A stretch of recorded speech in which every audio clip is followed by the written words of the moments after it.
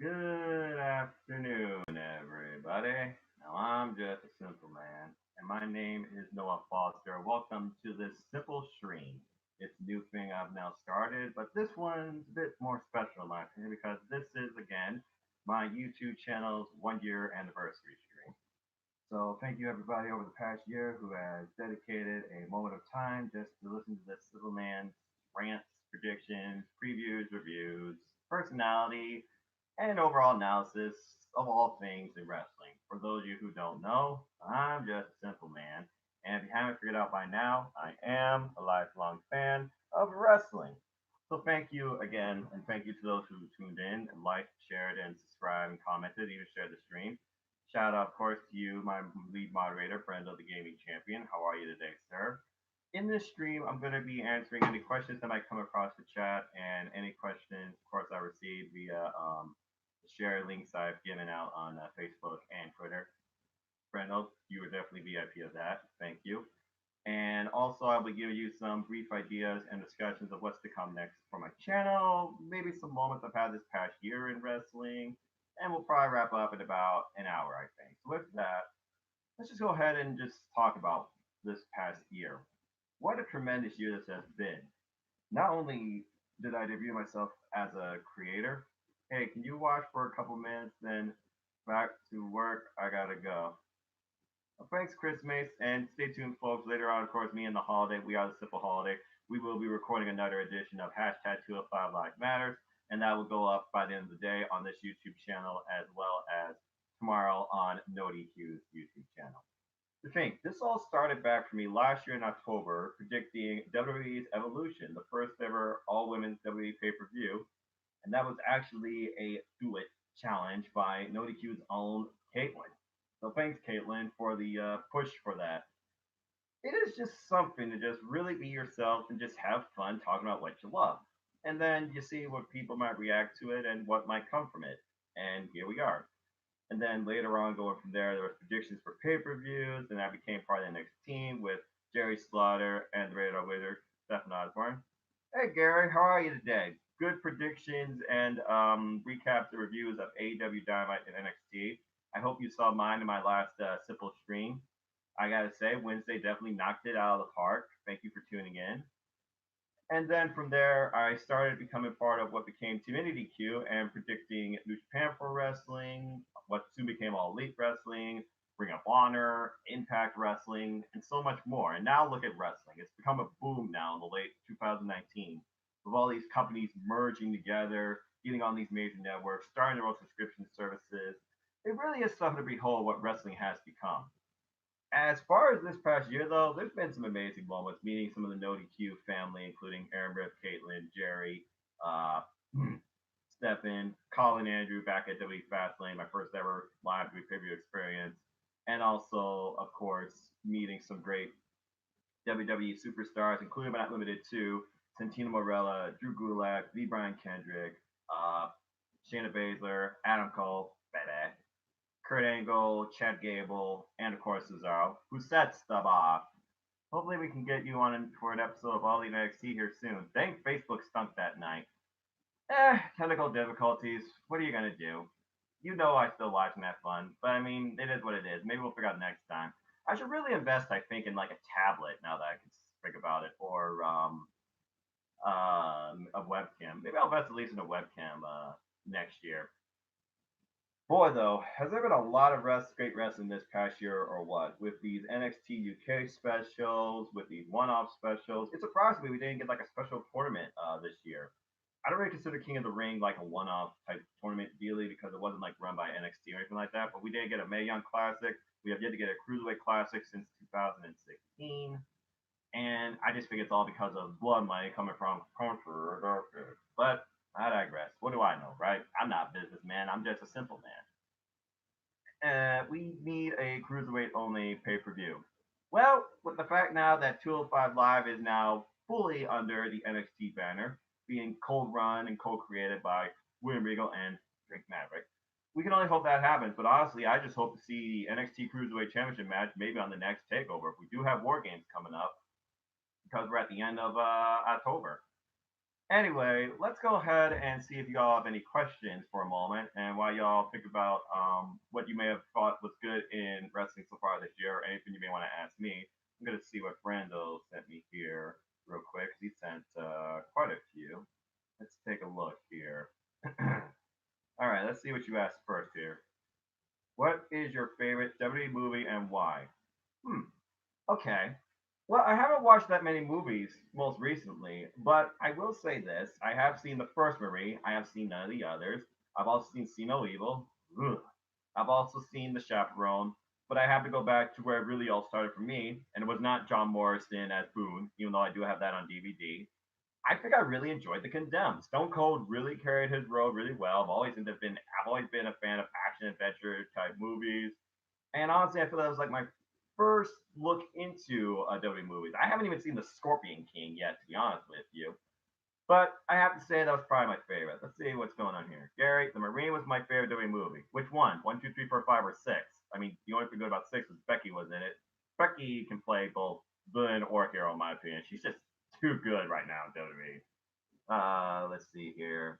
Tell me, you think Finn being on backstage? Well, definitely shows me that they are looking more into NXT because they did want NXT and FS1, but also Finn Balor's no stranger to be on the main roster.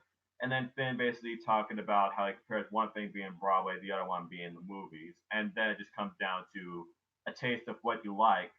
I thought it was okay, but I don't really care about WWE backstage. I haven't watched it, even with Renee Young being in her best role as a sports correspondent. It's okay, but I don't think enough is going to come from it because again, you're not going to see like NXT, Raw, or SmackDown collide with each other unless they do like the full five brand Worlds Collide thing at Royal Rumble, which was kind of okay last time they did it. I hope Finn doesn't join through there because it wouldn't make any sense in my opinion. Considering they were both through Bullet Club, it kind of does make sense. And if at some weird reason they have Adam Cole move up to main roster, I can see this being a triangle and Finn Balor taking over the Undisputed Era. I honestly don't want to see that happening, but I can see somebody pulling it off, especially if Vince McMahon starts influencing NXT. The only time will tell. Marine was my favorite WWE movie. Yeah, me and my mom actually watched that. It was one of my last movies me and my mom watched together, actually, and any one of the last movies me and my mom watched WWE related. Gotta get back to work. See you later today. See you later, Chris. Thanks again. All right, let's see what else you asked here. If you were in charge of book Mr. Kennedy in WWE, how would you book him? Hmm, it's a different era, and I know that people hold a lot against him. But if I were to book Mr. Kennedy now in WWE, he is literally a great wrestler, but he's even a better mouthpiece, and that's what we're lacking a lot of today in the WWE product. So honestly, I would probably book him as a manager forward slash commentator role. Truth be told, I feel like Raw could use it more because yeah, you got Jerry King Lawler, you got Big Joe, you got Neil Man, but Jerry King Lawler there, it just doesn't make sense. There's no Paul Heyman was against it too. But honestly, I'm kind of tired already of the duel of Michael Cole and Corey Graves. So and I feel like SmackDown is more Mr. Kennedy's brand. So if we're to bring Mr. Kennedy back, I would put him on SmackDown, put him as both a shared role in commentary, but also as a manager. He could play all parts. I would actually love to see Mr. Kennedy as general manager of SmackDown. That's what I would do. Because I feel like they already screwed the pooch with him as a wrestler because when he won the Money Back briefcase, he immediately lost it to Edge the following night, and then that was pretty much the end of him, and he became Mr. Anderson. So that's just my opinion. What were your thoughts on the Mox and Pac match, how it ended in a draw? It makes it intriguing because it's unlike WWE shenanigans where it ends a DQ. I agree, and I'm actually okay with it. It actually tells me that these matches have a purpose to them, and the result actually matters. But you're also pushing to see can the result happen. So much anymore, you hear matches just going for near fall to near fall to near fall. You don't know where it's going to end, and then eventually the crowd dies out of it. In this case, it protected both gentlemen. Mox obviously wants to get more of Pac. Pac obviously wants to get more of Moxley, and in the end, Mox got pissed off and he paradigm shift Paul Turner for the second time now. That poor former Ring of Honor referee. Kudos to him to make it a bump. But I like it actually. And again, it adds another dynamic. It makes it seem more predictable. Yeah, exactly. And now we have another draw in the first draw under AEW TV. I thoroughly was behind it. I enjoyed it. And obviously, I thought they're going to do Mox versus Pac again at some point, and maybe it'll be under a longer time stipulation.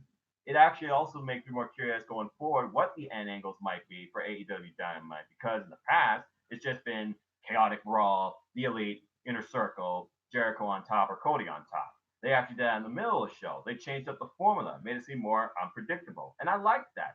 I like being surprised, but I also like a good cliffhanger in my wrestling now, and AEW gives that. What is your favorite Undertaker WrestleMania match? Oh, that's easy. Undertaker versus Shawn Michaels, WrestleMania 25. Not only was it probably the best match in the Undertaker streak, but it was also probably the last best match the Undertaker had. The moment that you saw the Undertaker and those eyes literally just shot in the whole just arena, the air sucked out of it when Shawn Michaels kicked out of the Tombstone Pile Driver, and you had the perfect commentary setup of JR and Jared Lawler with Michael Cole, I guess.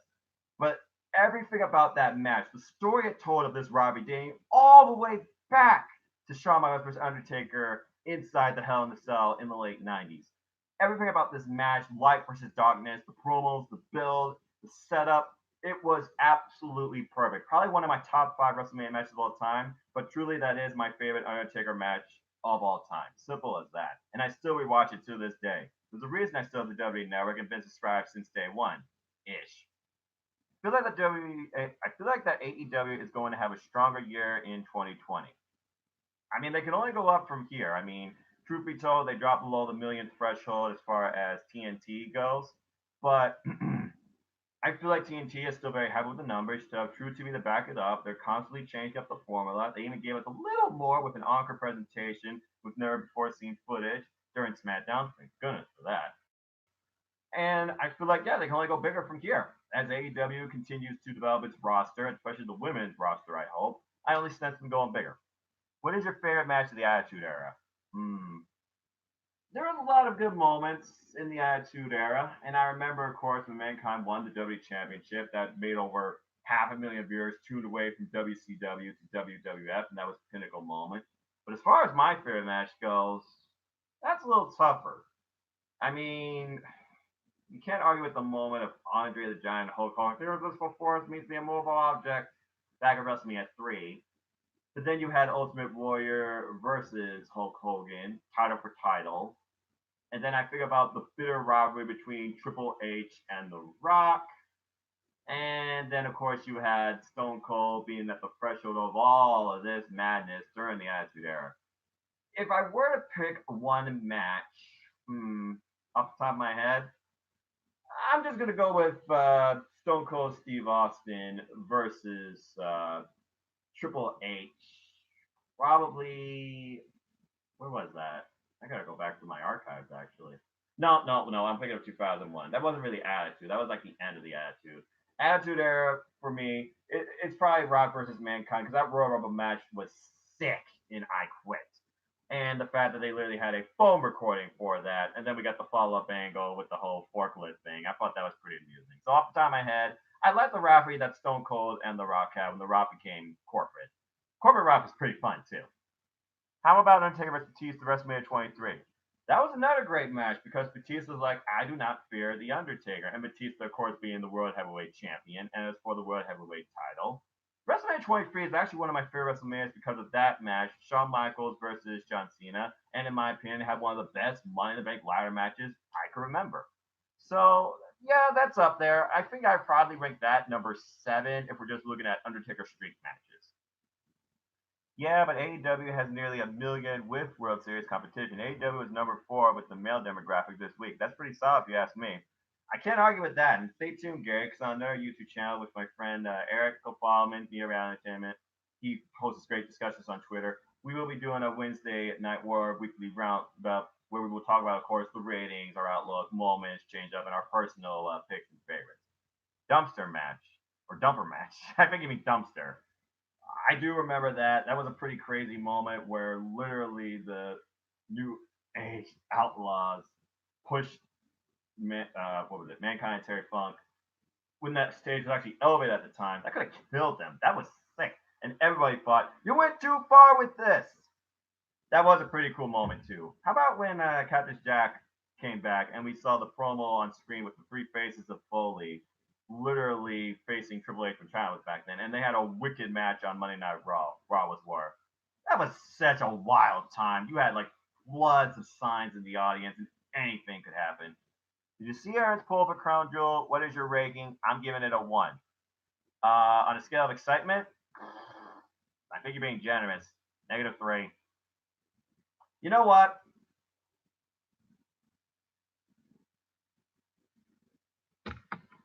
Get this crap over with because I feel like they're going to count this toward the predictions. So, all right. What's up, everybody? This is your simple man, Noah Foster here. I'm going to give you some quick predictions for WWE Crown Jewel. I couldn't care less about this pay-per-view, but as one of the top 5 in the No DQ Predictions League, and I sense this is going to count towards it, I'm going to talk to y'all about this. But I'm going to keep it PG because that's all WWE is. I'm not going to cuss you out. I'm not going to say anything stereotypical. I'm just going to give you some quick predictions. Then we're going to move on from this nonsense. Sounds good? Okay. Sound of my Garfunkel Virtual. Hope you watched this. Go watch their predictions video later tonight. It should be up on NoDQ's channel tomorrow morning. Let's go ahead and talk about this crap load of a card, shall we? All right, what we got first here? Okay, let's talk about Brock Lesnar versus Cain Velasquez. Cain Velasquez, he's supposed to go into surgery, but here we got Brock Lesnar, WWE champion. You see Cain Velasquez seems to be showing up more weeks than Brock Lesnar. And apparently this goes all the way back 10 years ago when Brock Lesnar got his face beat in by Cain Velasquez and lost the UFC title. 10 years in the making, right? I still couldn't care less. But with that being said, I'm going to go with Brock Lesnar retaining by hook or by crook because while you got Rey Mysterio, the one-armed man in Kane's corner, you still got Paul Heyman, even though he's the Paulus, he's not injured. He's going to make sure that his meal ticket keeps the title. The day Paul Heyman and Brock Lesnar on a thing in WWE, that would truly shock me and would tell me Vince finally retired. What a glorious day that would be. What else we got here? Okay, Braun Strowman, Tyson Fury. I don't know who the hell Tyson Fury is. Braun Strowman's the new Big Show. I sense brass knuckle incident for WrestleMania 24, and I sense Braun Strowman's going to get knocked the blip out by Tyson Fury. Tyson Fury is my pick to win this one. Imagine getting paid $15 million just for to do this nonsense. Would you sell yourself out? I wouldn't. I have morals. Go figure. I'm not that normal. I'm simple. Okay, what else? We got the largest tag team turmoil match in history to determine the World Cup winner and crown the best tag team in the world. I could not care less about this match. I have no idea who's in it. When does tag team wrestling matter? Do any tag teams in WWE matter? How much you want that Shane McMahon will come back since he's the best in the world with that trophy? I'm going to go with Shane McMahon Alliance winning this one. And then maybe I'll give you a real prediction if I actually care after I'm done with the rest of this card. Let's talk about what else we got here. Okay, we got Mansoor versus Cesaro. Mansoor seems to be the only real thing going over here every time they go over this country because he's native to this place. And Cesaro, he never has a winning match. They don't let him win. He always jobs out. Then again, Mansoor, he's in NXT. Cesaro's on SmackDown. Could this be a big enough hope? Could Cesaro win here and endorse this guy like he endorsed Eli Dragunov back in NXT UK? I don't think so. I'm actually going to go with Mansoor on this one.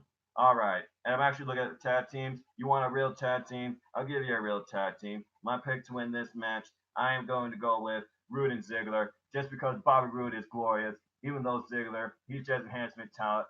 They already were previously tag team champions. Maybe they can do something with this too. Roode and Ziggler is my pick to win that match. Okay, 20-man battle royale. Winner faces AJ Styles for United States Championship. United States Championship has not mattered since Kevin Owens lost it and John Cena did the open challenges, which are some of the best matches and only good matches from Monday Night Raw. So I'll tell you it like this. We got Kevin Owens, who just cost the OC against the Street Profits on Monday Night Raw. If y'all don't think Kevin Owens is going to win this, I think you're foolish. Who else are they going to do? Are they going to do Ricochet again, as if we saw that 5 or 4 times already? I'll tell you what, I'm going to go with Ricochet because why not? WWE loves to repeat themselves. Ricochet is my pick to win that match. All right, what else we got here? Oh, Team Hogan versus Team Flair. TNA lockdown anybody? Nope, there's no cage. I bet you they would do it if they could. Do I care who wins this match? Absolutely not. Does it benefit anybody winning this match? Absolutely not. But if I have to pick one, let me toss a coin. I don't got a coin. Screw it. I'm not going to toss a coin. I'm just going to go with Team Flair for the win here because it's more of a heelish side versus the face side in Hogan. And you really think Hogan's going to go over Flair here in 2019? Maybe you're right. Maybe you're wrong. I don't know. I'm going to go with Team Flair for the win here. All right. What else we got? Well, it looks like we only got one more match. It's going to be the Universal Champion Seth Rollins versus The Fiend Bray Wyatt, let me in. They screwed him. They ruined him since WWE Hell in the Cell. And you look at the Firefly Funhouse, if it wasn't for Rambling Rabbit, that would have horribly sucked too. But with that being said, this is Falls Count Anywhere, but they had a caveat.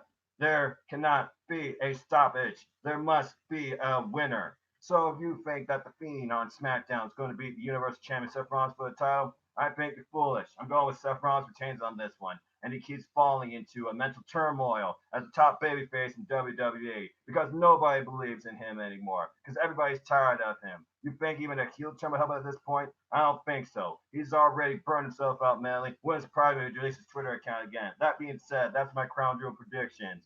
Like, share, subscribe. I don't give a damn. I'm not watching this show. I could care less. I hope I get points, but I digress. Go watch No DQ. Go watch their predictions. See if you agree or disagree. I'm not making a forum for this nonsense either. But that's all I have to say about that. Okay, I feel a little bit better now that I got that nonsense off my chest. Anyway. Okay. Oh, thank you, Andre. And good work all the way with all the stuff with Impact's Bound for Glory. I look very forward to what Impact's going to do on Access TV. Of course, as you all know, I live hashtags for the free, but someone's already been talking about, the championship match has already happened. We might know what's next. Da da da da da. Don't try and spoil me. I respect Impact Wrestling. And shout out to Conan, by the way, for the shout out of my city on his podcast. Go follow his podcast. Okay. Anyway, LOL. I'll be sure to share this page to wrestling discussions today, bud. Oh, thanks, Gary. Crown Jewel is bling bling boring show. Bling bling. I think you mean bleepity bleep, but I like that. What are your thoughts on Tessa Blanchard going for possibly the World Championship for Sammy? I'm excited to see Impact for the first time in a long time. I keep saying it. I know they say Becky Lynch is the man. I respect Rebecca Quinn for what she's done for herself and reinvented herself in WWE and being pretty much the top tier woman in WWE, despite people saying it's Charlotte.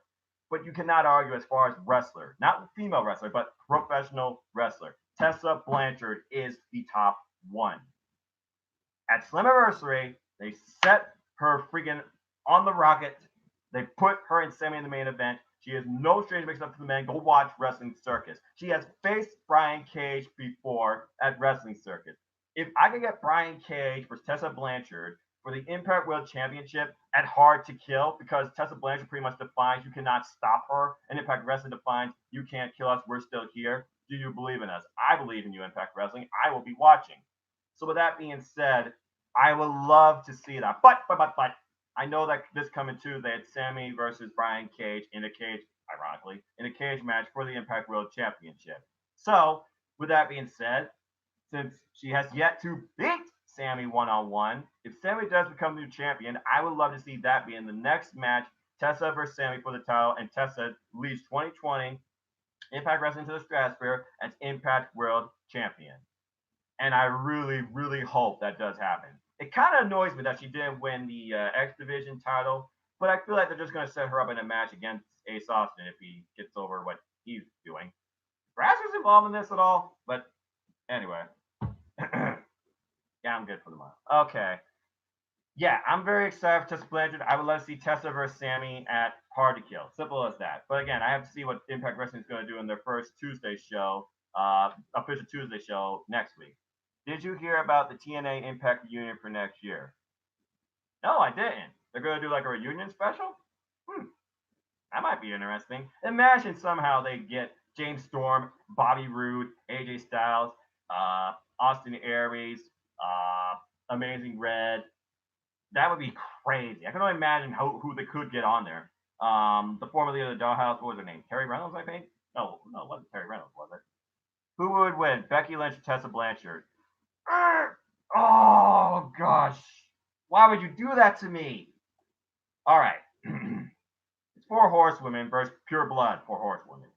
It's my favorite in WWE main roster versus my favorite female professional wrestler. And it's for that reason I'm going Tessa Blanchard because undeniable, Diamonds Are Forever. That is probably my favorite thing I've ever received out of a pro wrestling crate. I need to really resubscribe to that, but they're expensive. Anyway, I went off the deep end there. Let's go back to Brando's questions here. He has more questions. So But y'all keep asking about me about Impact Wrestling and stuff like that too. And go follow Wrestling with Wrestling, Audrey Corbrate's channel too. He, Virtue Robbie, they do some great discussions and it's great stuff. Keep up the great work, Audrey. And I think you beat me in Bound for Glory predictions too. Doggone you! Anyway, uh, let's see here. What your speaking of which, Impact TNA question. What are your thoughts on TNA main event Mafia versus Aces and Eights? It was an interesting time, although I feel like the MMA fires were the most out of place here on in both families, and not much came from it. But I've always was a fan of main event Mafia all the way back when Booker T and Sting they were going at it then, Kurt Angle. Aces and Eights was an interesting idea, but I feel like it was slowly going to become Impact's version of the NWO because it's like they never travel alone. It looked like the numbers were constantly evolving, and then of course you had infighting allegedly where the winner of a match was going to face Bully Ray, who was champion at the time. That's my little brother playing Fortnite, by the way, if you hear that. Sorry. Anyway, it was a cool angle, but I feel like again with the whole bang and Mr. Anderson won that Royale though. It was okay, but it kind of fell a little flat. And you all saw how it disintegrated with Mr. Anderson basically getting rid of Aces and Eights. And even then, Mr. Anderson never really got his momentum back. Impact Wrestling didn't do quite a lot with him, and he was a champion during the time. Then again, he was champion during the Immortal era.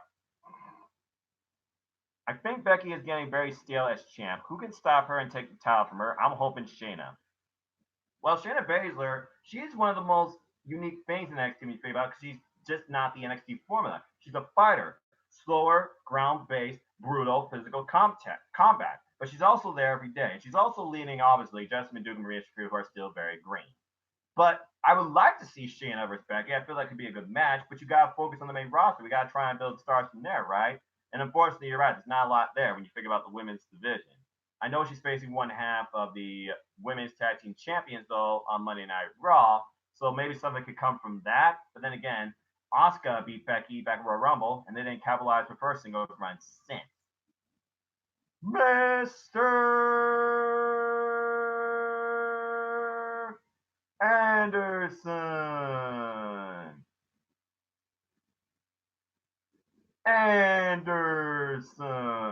The only person I know that can use a mic like that.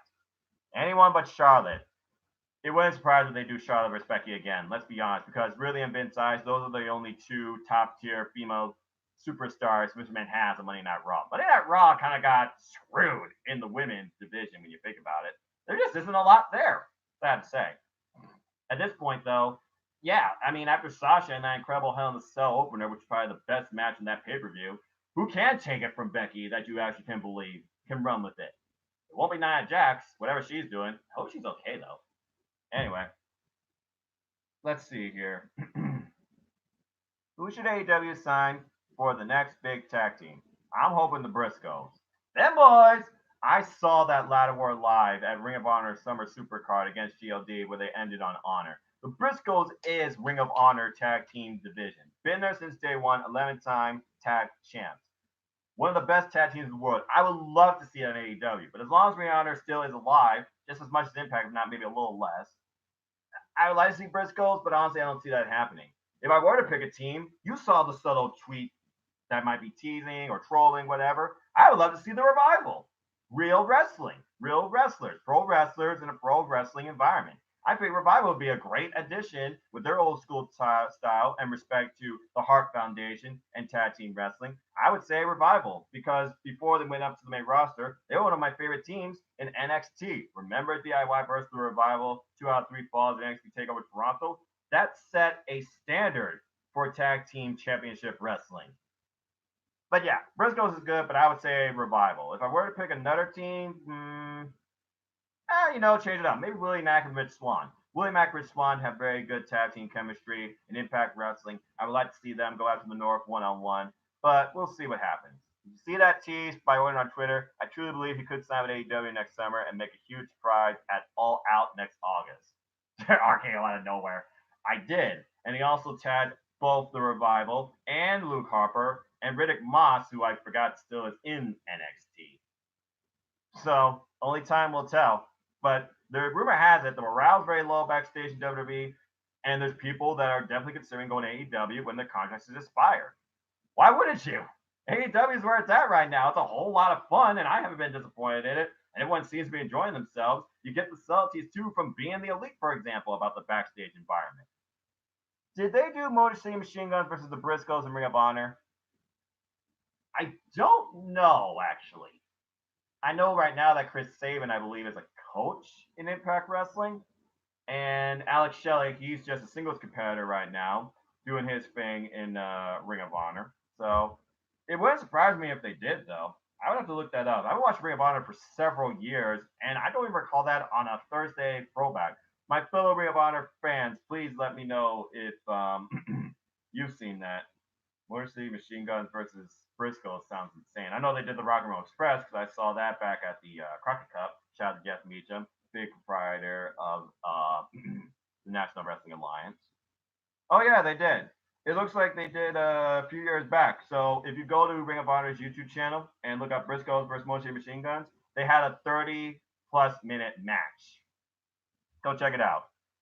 What's interesting is Ring of Honor's women's division, for example, Women of Honor, multiple million views for their matches, while you're lucky to see maybe a million for a women's match in WWE.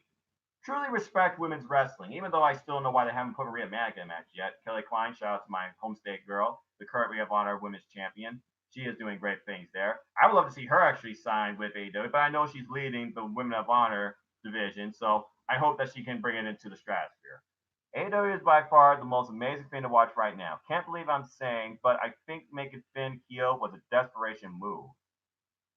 Really? Well, let's think about this. Finn Balor, he's been on the main roster. People will recognize him. You would think that would help with viewership. Finn Balor, former Prince Devitt, he started Bullet Club back in New Japan Pro Wrestling. You really didn't want to see just babyface Finn Balor back in NXT and resetting that whole thing again. So I don't think it was desperation. I think it was just something new and original. Like once again, NXT keeps us, guessing, unpredictability. That's another reason why Wednesday is so great. NXT is awesome. I don't think it was a desperation move. And when you think about the heart of NXT right now with Johnny Gargano, who says he's NXT for life, I can relate to that. Just like I'm wrestling for life, so that. I feel like they're just setting up, because you don't want face for face, they're just setting up Johnny Gargano versus Finn Balor, who will take NXT into the future. He says future becomes his past. He's talking about New Japan Pro Wrestling now and maybe his brand NXT. And honestly, this might be a whole different thing of the Demon. Just go back and watch his Wrestle Kingdom entrance. I think it was desperation, and I think it was an awesome move. But you'll see what I mean. NXT War Games is still wide open at this point. Not a single match officially made, though I got a few ideas. Let's see here. What is your thought on Ring of Honor versus Scum or SCUM? I'm not sure what you mean by that, Brando. Can you clarify? Ring of Honor versus Scum? Well, we know Scum's in Impact Wrestling, so I'm not sure if you're talking about the faction there. By the way, thank you again, everybody who tuned in. Please like, share, subscribe, comment, tell a friend. Thank you all. Speaking of War Games, I see a women's War Games match this year. That would be amazing. The biggest strength of NXT, in my opinion, when you look at them versus AEW, their women's division is stacked. So many people want the title, and you have so many viable competitors, not just for the title, but going out against each other. We're getting Io Shirai versus Candice LeRae again next week. And by the way, saw that live NXT TakeOver Toronto 2. That was my favorite wrestling match of the weekend. So glad I got to see that. I met Candice LeRae live too at NXT Cleveland earlier this year. I picture of her. Very nice lady. She is hardcore. But I mean, think about it. If they did an NXT Women's War Games match, you got the Horsewomen, you got Team Kick with Candice, Tegan, and Kai, and I could sense that being the match they set up. I would actually love to see that. But then where you put Io Shirai and Rhea Ripley and Bianca Belair, again, they got a stacked women's division. More women that I think they know what to do with right now. So as much as I would love to see that, you will only get maybe like a 3-on-3 rivalry. So I feel like I don't know how well that would work. Plus, I feel like they would want to defend the women's title. Because right now, I think they're setting up Rhea Ripley versus Shayna Baszler, who has yet to face her for the title, and technically has yet to lose to Shayna Baszler via pinfall or submission. Great idea, Gary, but we'll see soon enough. I don't understand that last question, by the way, Brando. Sorry. What's your thoughts on WWE Nexus and Core? Oh, jeez. All right, well, WWE Nexus, that was an angle I did not expect, okay? Because they literally all made a name for themselves, destroying the main event Monday Night Raw and everybody around them, including the ring. It led to a really great dynamic of this faction versus this faction, the future versus the now. And then John Cena buried it. And the only things that came out of it was Wade Barrett started the core, like you said, and we got Daniel Bryan, thankfully. What happened to everybody else? You had Skip Show turned into Ryback, he gone. I have no idea what happened to that one guy, Titus. And Justin Gabriel became PJ Black in Ring of Honor, doing great things there.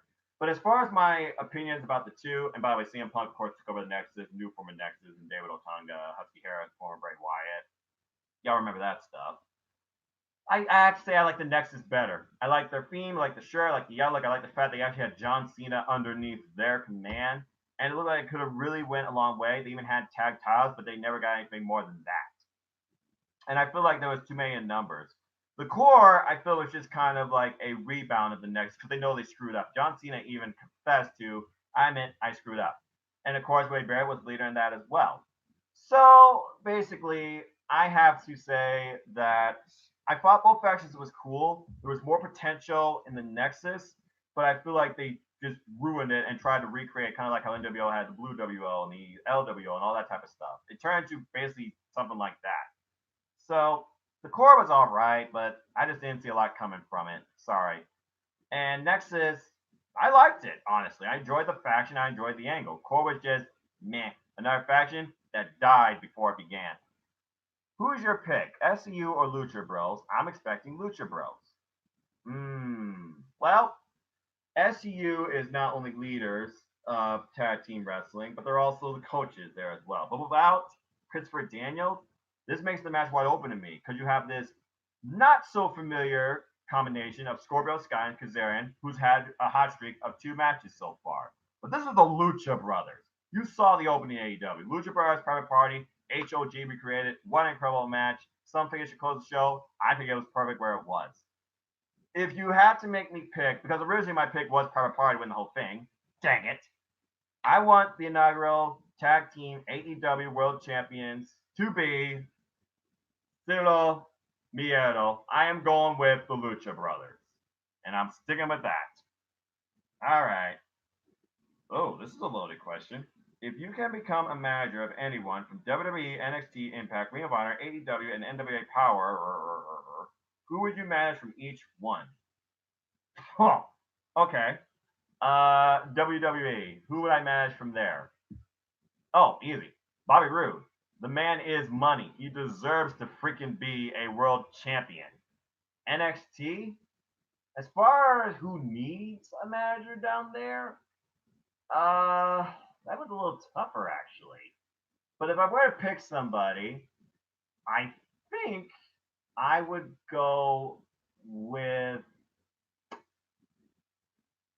what the heck? I like a guy in the suit, and I feel like he needs some help, you know? I would go with Jack Gallagher now that he's back under NXT, even though it's NXT and 205 Live.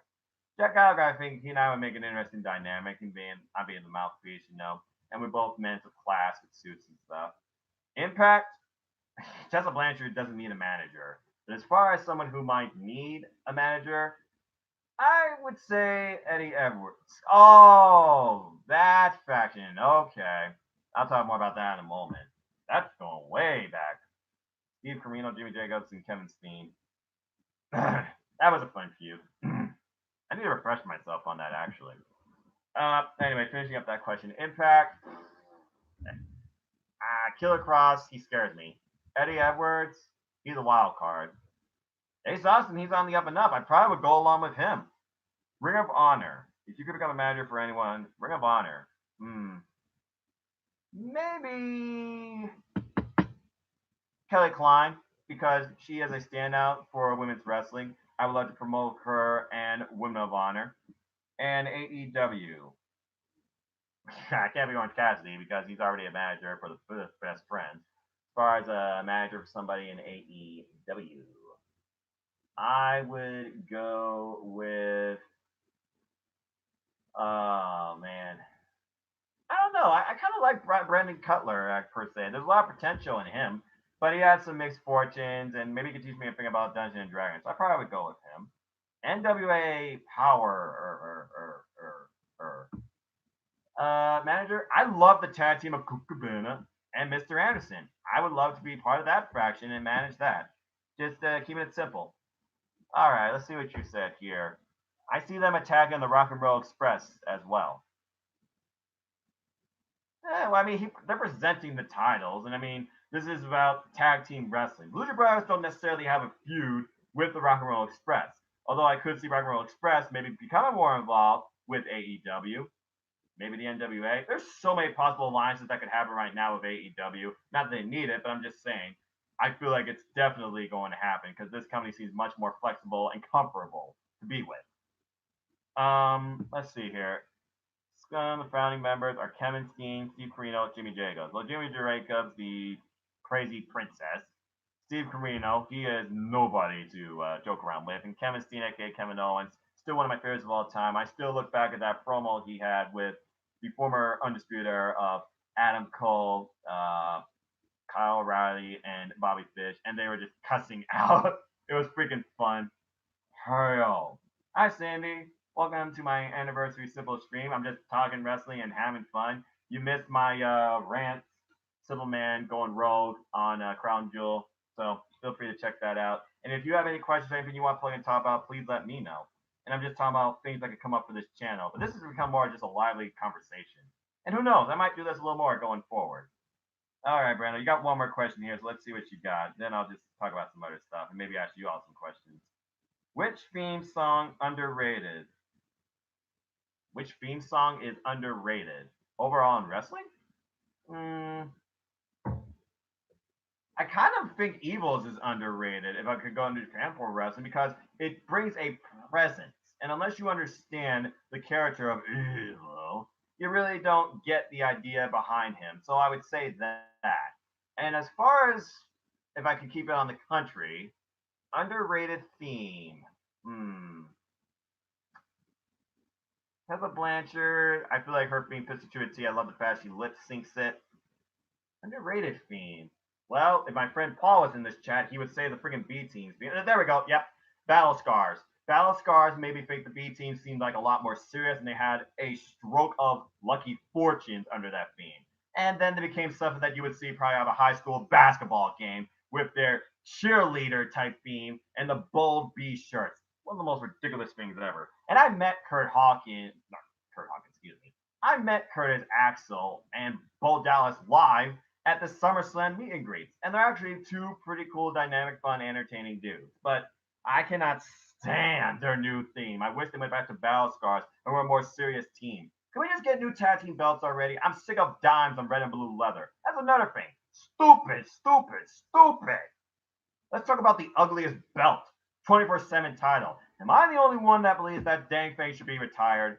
I get it, Caitlin. You like R-Truth. He didn't need the belt. He's already over enough with his wild, crazy personality that some people think he's delusional. James Storm, Johnny Cash theme. Oh, man. Now you're talking my language. I love that. And I can tell you right now, the very first song I ever heard in my life, Johnny Cash, Ring of Fire, I still know it to this day. I probably would sing it if I knew I couldn't get a copyright strike. But yeah, I love me some Johnny Cash. That is a good one right there. Off the Chain, Bobby Roode at Fight Pressure Wrestling. I enjoyed it too. I think I enjoyed it more instrumental versus that. How about the fact that Jim Johnson actually supplied PCO and Ring of Honor with a custom theme called Shocker? Go look it up. What do you all think about Jim Johnson, by the way? Which company should he go with, or should he just become one of those guys that you just pay a lot of money to build customs? He is a timeless, original founder of wrestling themes. And any company that gets him could only benefit. I feel like AEW has the most wild form of music, but it's still trying to find its place. But that's just me. So let me know what you all think about Jim Johnson and what themes you think are the most underrated. Great questions, by the way, Brando. Anyway, if you have any more questions or thoughts on anything I said or anything I haven't said or anything in wrestling, please let me know because I'm just going to talk real quick about what's to come next now that my channel is 1 year old. Well, first off, I think I'm going to do probably more of these simple streams. These are actually a lot of fun. Maybe less, annoyed with the Crown Jewel thing because I won't have that obviously on the next stream. But I think I like these simple streams more than just like simple and reactant streams because simple and reactant streams almost feel like a lot of dead air. Johnny Morrison. Oh yeah, and of course he has the blowing fan thing with the wind. All right, we'll talk about that for a moment. John Morrison. What's next for him? Allegedly, he signed back with WWE. Would I want to see him on 205 Live? Johnny 205. I remember Austin Aries making that subtle joke a while back when they were setting up their match for Bound for Glory. Nah. And the farthest thing he reached in main roster was the Intercontinental title. Could I see him in NXT? Yeah, I could. I could actually see him probably bringing up Breezango. He could be a manager for Breezango probably, who are so charismatic and dynamic as a duo. But they're just not bringing all these wins together, and I don't know if they'll ever be tag team champion. If John Morrison was literally their manager, I could see that triple threat going a long way. So I would actually like to see John Morrison back in Impact. Johnny next, Johnny NXT. Anyway, I think I'm going to start doing a thing called Impact Recap soon for this channel, where I review Impact Wrestling on a weekly basis. There'll definitely be more further influence on the New Japan Pro Wrestling because that's my number one, and I feel like it's probably the most views I get for this channel, whether it's predictions, recaps, simple takes, etc. And stay tuned because I will be doing, of course, predictions, hopefully with Team DQ on New Japan Pro Wrestling Power Struggle, allegedly next weekend, either Saturday or Friday. John Morrison weighs 215 pounds. Well, under the older standards of cruiserweight wrestling, that actually would work because back then it was 225 pounds or under. So, I mean, he could lose 10 pounds, but if he need to, I don't think so. I'm just glad Drake Maverick's still the GM and only focused on that. Anyway, let's see. Coming up soon, also on this channel, expect more AEW content. I have definitely been reaching out further to the rest of the community on reviewing AEW, including Gary Protus on his Wrestling Discussions Facebook page. My friend Eric and I, we do a weekly run recap on his YouTube channel. And soon I'll be doing a review on them and more for Owen Finch and James Hubert, who's different, the Wrestling Rundown channel. For his fortune. But of course, I'll always be doing more stuff for No DQ. I'm sure they're probably going to want me to do a graph for Crown Jewel. So we'll see what happens there. But in the short run, yeah, coming up, we got New Japan Pro Wrestling Power Struggle. We got NXT TakeOver War Games. Again, not necessarily in this order. We got AEW Full Gear. We got the World Tag League. We got Road to Tokyo Dome. We got Survivor Series. We got Ring of Honor Final Battle. Impact Wrestling's not going to appear until Hard to Kill. Aaron said Blood Money 4 is now in the league. Well, I'm glad I did my predictions earlier, but if they do a tiebreaker, I guess I'll just have to write that out. Sydney, give me your predictions when you can, sis. All right. Well, that's good to know. Okay, well, I think I about covered everything as far as questions, rants, talks, predictions, brief, simple updates about my channel goes. Of course, 205 Live Matters will always be at the heart of my channel too. And please join me in hashtag 205 Matters Facebook group. And shout out to the 205 Live Fan Club Twitter page. Love that. What you think of R-Truth and Drake Maverick makeup? Both are good wrestlers, but they're also great characters. I feel it's very fitting. Now this whole 24/7 debacle storyline is over, and I'm sure Drake Maverick has consummated his marriage. Hey now, at least once. I felt it was normal. I felt it was right, and it finally closes the bubble on the 24/7 title involving those two once and for all, at least against each other. I can still see R-Truth going after it because again, it's like his baby. 24/7, 7-Eleven, European Championship. Ooh, vey, giving me a headache just trying to think about what he names it. But anyway, I'm okay with it. I don't understand the whole concept behind the bump. It seems like another one of those short-lived shows, like bring it to the table. I don't see it lasting very long. I get a lot of original content on WWE Network and by WWE, but how much of it actually stays around? Just saying. Ladies and No DQ will be recording tomorrow, and I will retain the title. We'll see, we'll see, we'll see. Wait a minute. You can't compete. Women are not welcome and women are not respected in Saudi Arabia. Oh, that's right. We're America. We actually respect women. Never mind. Oh, did I say that out loud? Sorry. Not sorry. Anyway, good luck, Cindy. You and our own version of evolution. Good luck on retaining your titles. Virtue, Big G, Cindy, and Sung. Anyway, I think that about wraps up everything that's on my mind for now, unless anyone has any other closing comments, thoughts, questions, concerns, suggestions, etc. Like I said, next weekend, stay tuned to my YouTube channel for power struggle predictions and overall simple takes of the Junior Tag Team League. I probably screwed that name up, but what are you gonna do? Let's see here. We got AEW Full Gear the following weekend, so chances are we'll probably be doing predictions for that as well. Next weekend too. Shout out to Team Unity Q. Proud to be a member. I'm leading. Anyway, what else is coming up? There's so much wrestling. Oh yeah, NJPW Showdown. This message is held for review. What are you talking about held for review? And NWA Into the Fire. That's in December. I wasn't thinking that far ahead, but you know what? You got my mind going. Let's just see what's going on here for pay-per-views coming up.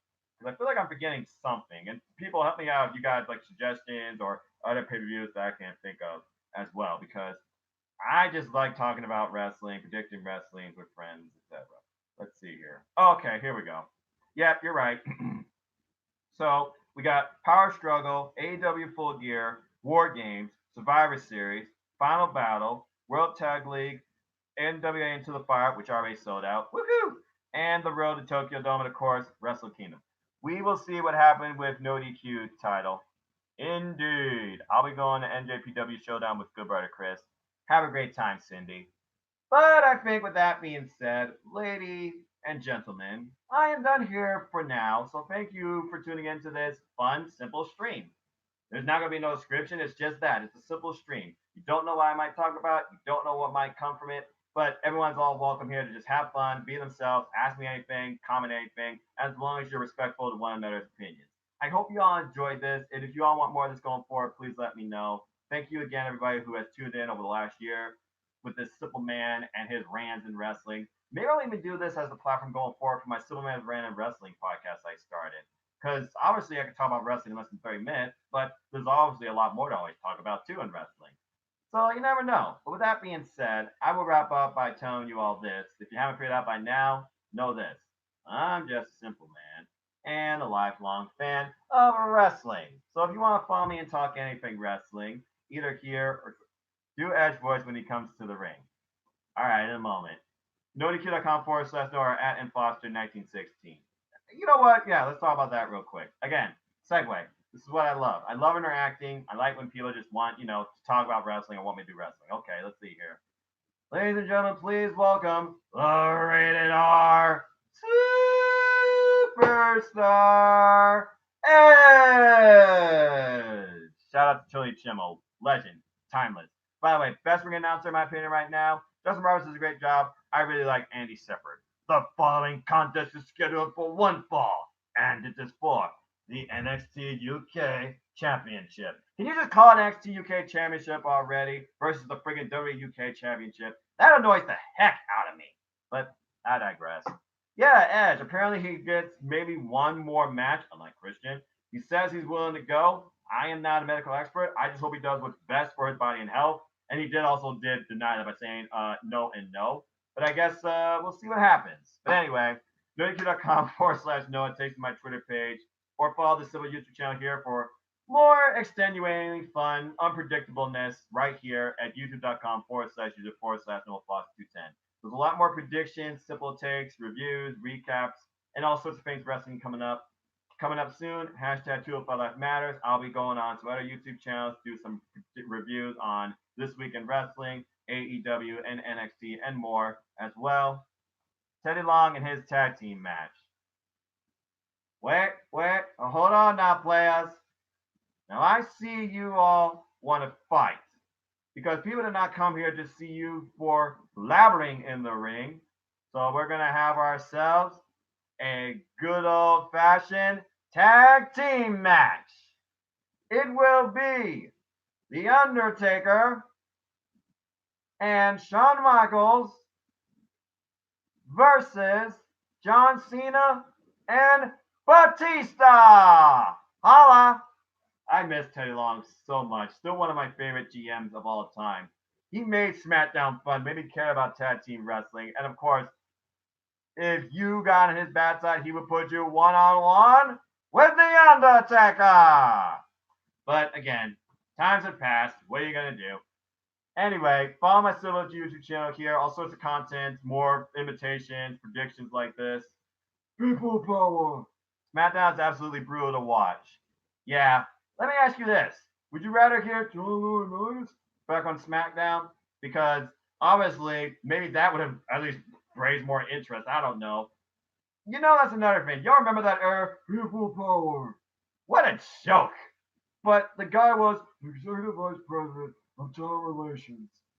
And he made a name for himself at WrestleMania 28 in one of the most ridiculous tag team matches I can remember. He charged, of course, the legendary dreaded low blow. Teddy Long in limbo with The Undertaker. I can't gasp like him, alright? But I remember that. Buckle up, Teddy. That was crazy. The following weekend, bringing him out in a casket. I thought he got buried or something, it seemed like. And then, of course, CM Punk. All right. Look, I know people are all over the fact CM Punk signed with WWE, allegedly, to be on this sports show. Can you just stop asking about the man? Stop asking if he's going to come back to wrestle. He will let us know when he comes back and what's he going to do. People are like, oh, he's going to go to AEW. Oh, he's going to go back to WWE. He's already tried out in UFC and MMA. It didn't work out. He's doing his own thing. Be happy for the guy. Leave him be. Good grief. And another thing, Kylie Ray, she's responsible for her own decisions. At least she's still wrestling. If she signs with Impact Wrestling, good on her. But hey, she might go back to Zayla Pro. She was their former champion, all right? We'll see what happens with both of them. But I'm not going to grow on anything until it's concrete. Read into a rumor all you want and opinionate on it, but don't take it for fact. But I digress. Well, my brother, heading to do some guitar lessons for our city kids. Have a blessed day. You as well. Thank you. Are you trying to be JR, Brando? No, no, no, no. No, no, no. Hey, hey. Goodbye. Yeah, I remember that with Coach and Jerry the King Lawler and JR back when Raw had attitude. And that was even post attitude under the Eric Bischoff regime. Boy, was that a controversial run. That freaking redneck Olympic contest was ridiculous, too. Anyway, I figured about Ramadan enough, and I said I'm going to try and keep this to about an hour, so I think we're about done. So again, thank you everybody for tuning in, joining in. I hope you had fun. Please like, share, subscribe, comment, tell a friend. Let me know what you would like from this going forward, what you enjoyed, what I could do more of. We'll see what happens. Goodbye, Clown Show. I guess we'll see what happens. All I know is we're never going to stop hearing CM Punk chants in a WWE venue. So hey, look at it this way. AEW has their own official chants. They have yet to say CM Punk, NXT, this is boring, blah, blah, blah. So, again, positive runs for them. But I will close with this. Support NoDQ. The reason I'm in YouTube, forever indebted to the NoDQ family. Buy stuff at NoDQ.com/merch. I have a shirt. Follow my social media platforms. Europeans matter just like they do here. Comment section and everything. Polls, comments, mean gifts, reviews, sexy female pics. It's there. It's wrestling, primarily WWE, with a little bit of indie force influence, primarily AEW. Stay tuned. Team ADQ will be doing predictions on AEW Full Gear. I also hope to do predictions on Into the Fire, NWA's pay-per-view, which already sold out. Good on them. With hopefully Jeff Meacham. I'll be doing hashtag Tulip Life Matters very soon with Chris Mace. I'll be doing a weekly roundup with Owen Finch and James Hebert. And I will also be doing, of course, my weekly Wednesday Night War roundup review with, of course, my friend Eric from Twitter. And as always, I like to close. Support your wrestling outlets for big and small. Let's keep growing this incredible, diverse, unique, elite, authentic, real, unscripted wrestling community together. Simple as that. With that, thank you again, everybody, for tuning in. Enjoy life. Enjoy wrestling. Tomorrow's never guaranteed. And support independent wrestling, folks. That's where it all begins. I had great fun last night at an indie show with my friend Paul. And shout out to the first lady of NoDQ, Jesse Black, taking that tax spot. You definitely were the most extreme to me last night. Jason Page was second going through that table, smack dab in half. But again, until the next video, whether here, somewhere else on YouTube, other Cyberverse, Facebook, Instagram, I've done Instagram live videos with the lovely Cindy G. Keeps it real as well. Follow her YouTube channel too. Great vlogs. Until next time, right under the hour mark, just as I promised, I hope you all have a wonderful day. And thanks again for tuning in. More wrestling content going forward. Wrestling forever. Simple as that. Bye, everybody.